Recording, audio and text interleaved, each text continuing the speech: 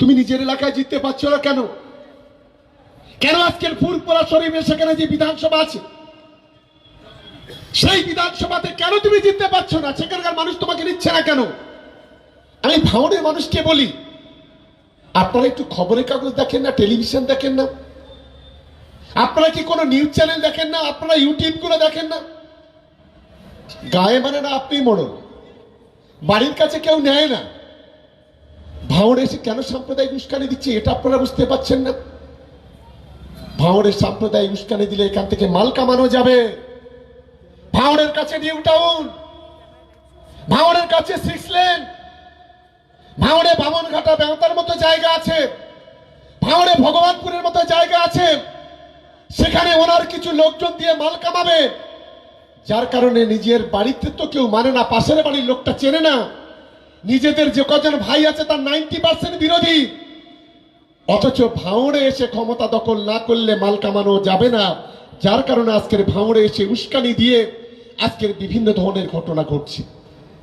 আমার এখানে সমস্ত অনেক মা বোনের অনেক ভাইরা বসে আছে, বলুন তো, ভাঙড়ে অনেক নির্বাচন হয়, ভোট গণনার দিনে বুথ দখল করে, ভোটের দিন আমরা শুনেছি বুথ দখল হয়, ভোটের দিন শুনেছি কোথাও কোথাও গ্রাম দখল হয়।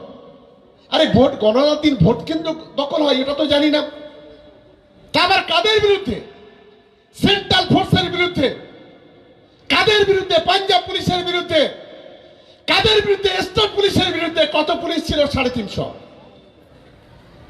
সন্ধ্যার পরে রাতের অন্ধকারে আইএসএফ এর সমাজ বিরোধীরা কাঁঠালিয়া স্কুল ঘিরে ফেলল। চতুর্দিক থেকে গুলি, বোমা, বন্দুক, একদিকে যেমন চলছে, ভিতর থেকে মেসেজ করে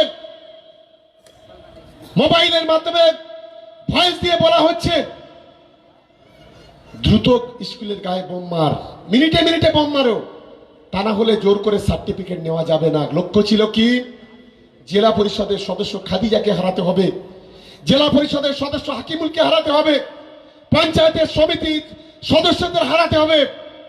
এই ধরনের চক্রান্ত হলো। রাতের অন্ধকারে তিনটে ছেলে খুন হলো, সকালে নাটক শুরু হলো, বললো পুলিশ গুলি করে দিয়েছে। আমরা ভাবলাম হয়তো একজন অ্যাডিশনাল এসপি গুলি হয়েছে, একজন কনস্টেবল গুলি হয়েছে, হয়তো সেই কারণে হয়তো এই নাটকটা, এটা হয়তো সত্যি ঘটনা। আমরা দেখলাম অনেক নাটকের পরে ডেড বডি ছাড়া হলো, ম্যাজিস্ট্রেট পর্যায়ে তদন্ত হলো, আর সেই তদন্তে দেখা গেল, সিআইডি তদন্ত করলো, দেখা গেল নিজেদের গুলিতে নিজেরা মরেছে। 10 জন আইএসএফ এর কর্মী তারা অ্যারেস্ট হলো। পঞ্চায়েত নির্বাচনের সময় আমাদের 3 জন কর্মীকে দিনে দুপুরে গুলি করে পিটিয়ে খুন করা হলো।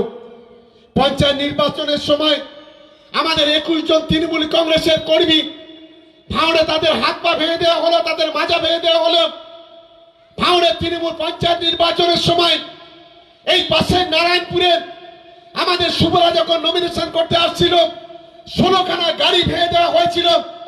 ভাঙড়ের নির্বাচনের সময় এই বোনালি থেকে শুরু করে নলমুড়িতে এখানে রাহুল বলে একটা সমাজ বিরোধী আছে, সেই সমাজ বিরোধীদের নেতৃত্বে আমাদের কর্মীদের অনেক রক্ত ঝরানো হয়েছিল, কিন্তু আমরা পারতাম এর অনেক প্রতিবাদ করতে, কিন্তু আমরা আইন হাতে তুলে নেইনি। আর আমি আমার কর্মীদের কাছে অনুরোধ করব, আইন কেউ হাতে তুলে নেবেন না।